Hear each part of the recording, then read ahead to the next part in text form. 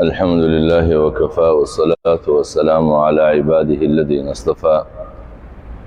لا سيما على سيد الرسل وخاتم الأنبياء وعلى آله وصحبه ومن بهديه مهتدى. أما بعد فأعوذ بالله من الشيطان الرجيم. بسم الله الرحمن الرحيم. الذين آمنوا ولم يلبسوا إيمانهم بظلم أولئك لهم الأمن وهم مهتدون.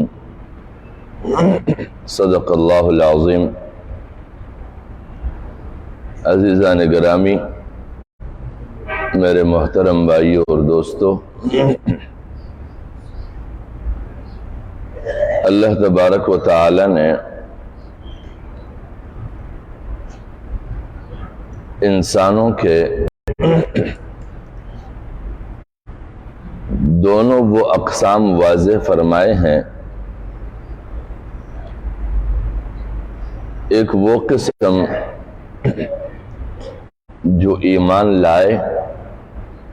اور پھر ایمان کی تقاضوں کی تکمیل پر لگا رہے. دوسرا وہ طبقہ جو ایمان تو لائے لیکن ایمان لانے کے بعد وہ اپنے ایمان میں نقصان کرتا رہے. اب ان دونوں طبقوں میں یہ پیش نظر رہنا لازمی ہے کہ انسان اسی تناظر میں جو آیت اللہ تبارک و تعالی نے نازل فرمائی ہے، اس آیت میں اپنا بھی جائزہ لے اور اپنے معاشرے کے انسانوں کا بھی جائزہ لے. اپنا جائزہ اس لیے لینا لازمی ہے تاکہ ہم اپنے ایمان میں نقصان کا سبب نہ بنے، کیونکہ ایمان لانے کا مقصد یہ ہے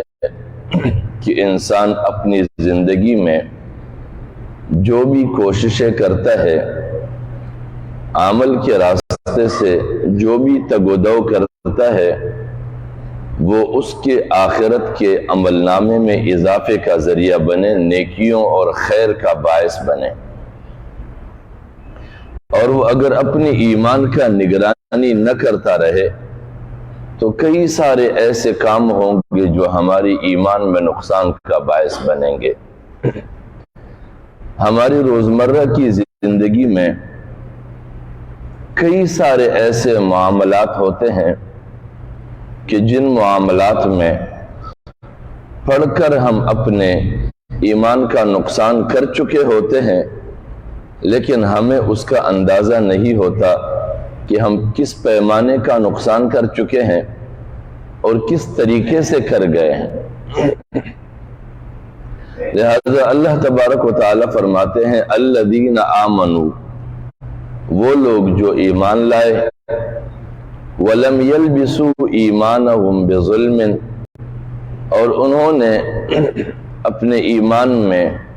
کسی قسم کا نقصان نہیں کیا اور اس کو ظلم کے ساتھ ملوث نہیں کیا. أُولَئِكَ لَهُمُ الْأَمْنُ،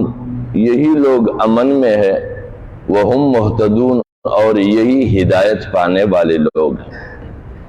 یعنی اس کا مقصد یہ ہے کہ وہ لوگ جنہوں نے ایمان لانے کے بعد ایمان کو ظلم کے ساتھ ملوث کر دیا، اس سے آلودہ کر دیا، اور پھر وہ لوگ جب ان کا ایمان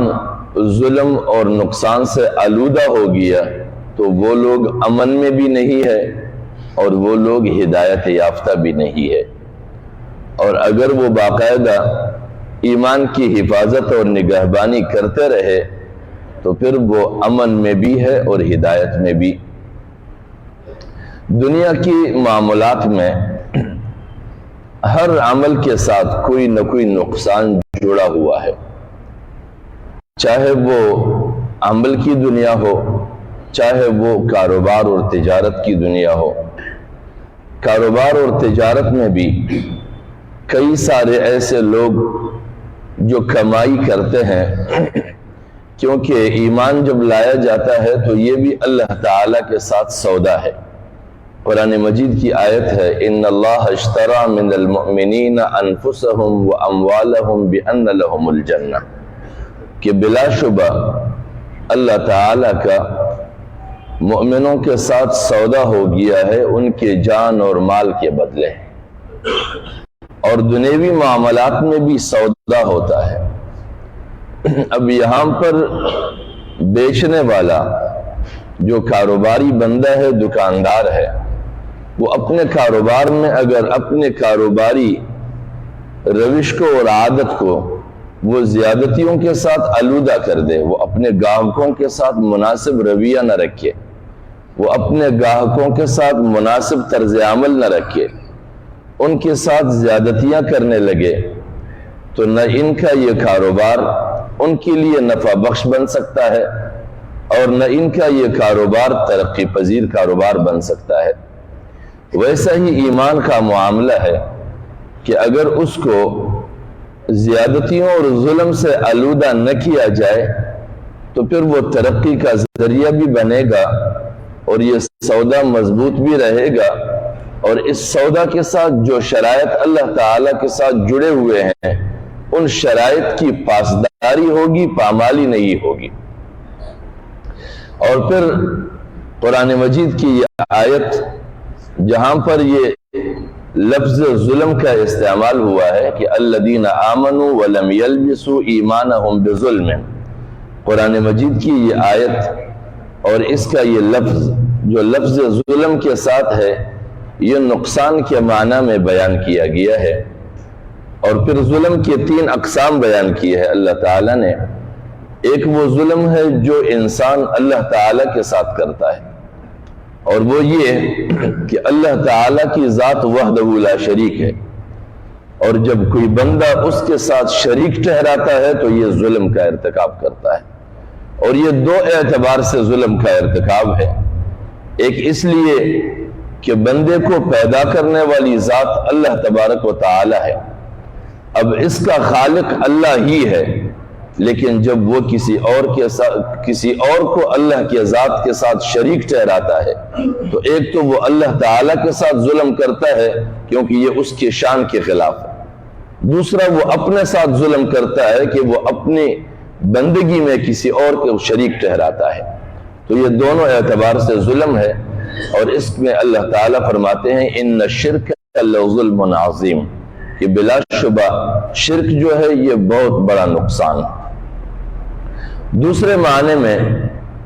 کہ جو انسان دوسرے انسان کے ساتھ ظلم کرتا ہے وہ اپنے ساتھ بھی ظلم ہے 2 اعتبار سے، اور اگلے انسان کے ساتھ بھی ظلم ہے۔ اپنے ساتھ ظلم اس اعتبار سے کہ اللہ رب العزت نے ہر انسان کی زندگی کے لیے دائرہ عمل اور حدود متعین کیے ہیں قانون کے ذریعے سے، کیونکہ قرآن مجید کو جو ہم الہی کتاب مانتے ہیں وہ صرف اس اعتبار سے نہیں کہ اس کو چوما جائے، اس کو آنکھوں پہ رکھا جائے اور پھر کہیں احترام کے ساتھ رکھ دیا جائے، بلکہ یہ قانون زندگی ہے، ضابطہ حیات جس کو کہتے ہیں۔ جب قرآن مجید ضابطہ حیات ہے تو اس نے ہر انسان کے لیے دائرہ عمل متعین کیا ہے، پھر وہ اپنے عبادات کے دائرہ عمل ہو،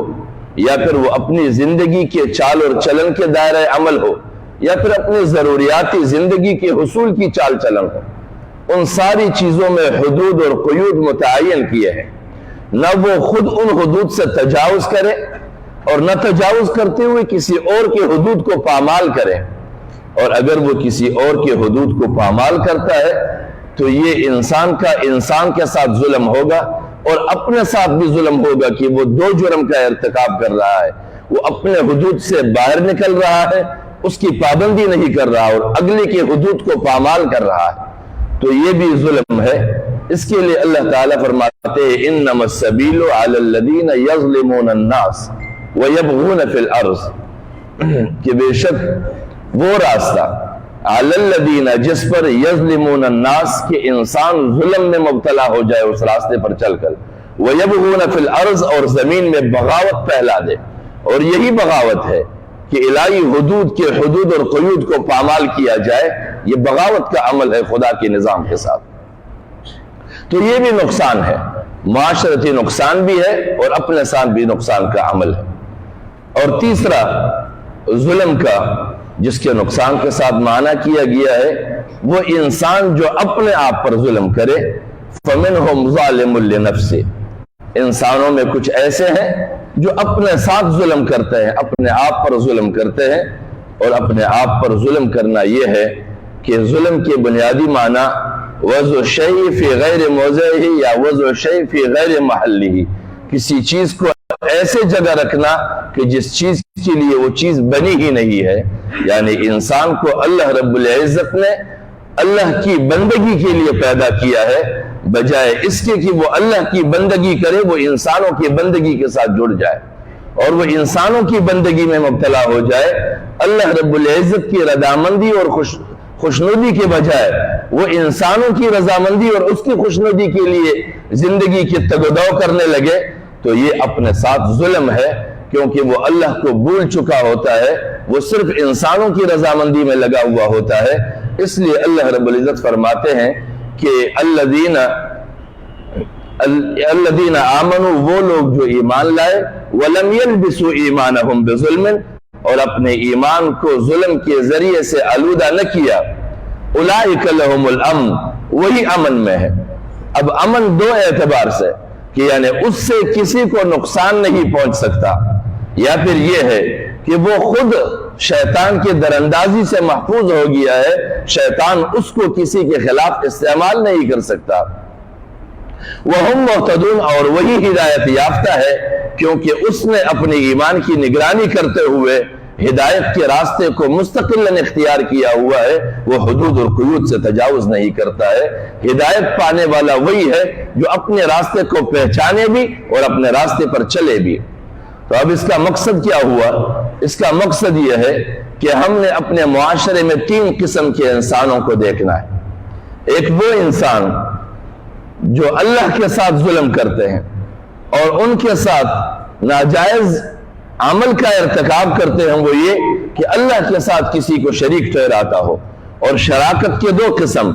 ایک یہ کہ براہ راست کسی کو خدا مانا جائے، اس کے ساتھ شریک ٹھہرا دیا جائے، لیکن دوسرا صورت یہ ہے کہ وہ کوئی بھی کام کرتے ہوئے اللہ کی رضامندی اور اس کی خوشنودی کے بجائے ایک خاص فرد بشر کی رضامندی اور خوشنودی کو پیش نظر رکھے کہ وہ ناراض نہ ہو۔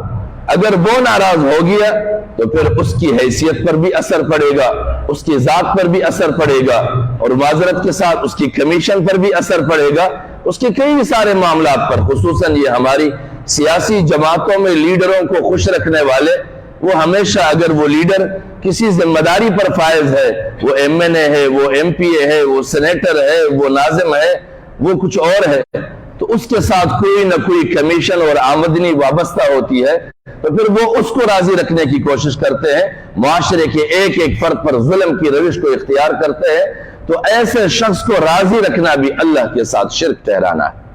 تو یہ بھی ظلم ہے اپنے ایمان میں، اور یہ اللہ کے ساتھ ظلم کرنے کا ارتکاب ہے۔